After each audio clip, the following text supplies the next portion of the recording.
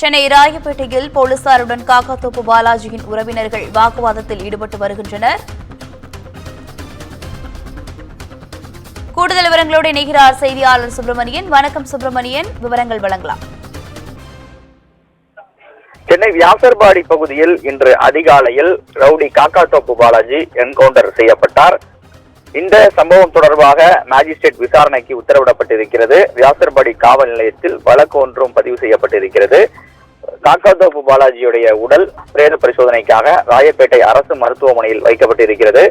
Magistrate விசாரணைக்கு உத்தரவிடப்பட்டிருக்கக்கூடிய சூழ்நிலையில் அவருடைய உடலை பார்க்க அனுமதிக்க வேண்டும் என்று அவரது தாயார் கண்மணி மற்றும் அவரது சகோதரர்கள் குடும்பத்தினர் ராயப்பேட்டை அரசு மருத்துவமனையில் போலீசாருடன் வாக்குவாதத்தில் ஈடுபட்டிருக்கிறார்கள்.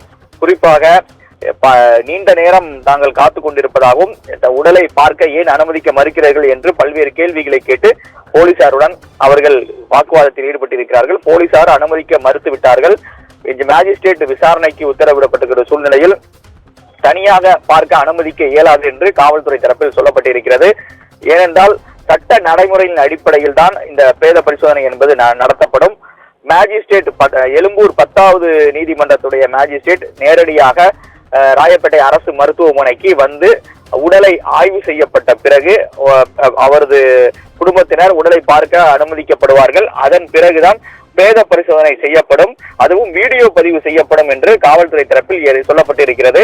எனவே தற்போது இந்த உடலை பார்க்க அனுமதிக்க இயலாது என்று காவல்துறை தரப்பில் தெரிவிக்கப்பட்டிருக்கிறது. ஆனாலும் அவருடைய குடும்பத்தினர் ராயப்பேட்டை அரசு மருத்துவமனையில் தொடர்ந்து காத்துக் கொண்டிருக்கிறார்கள்.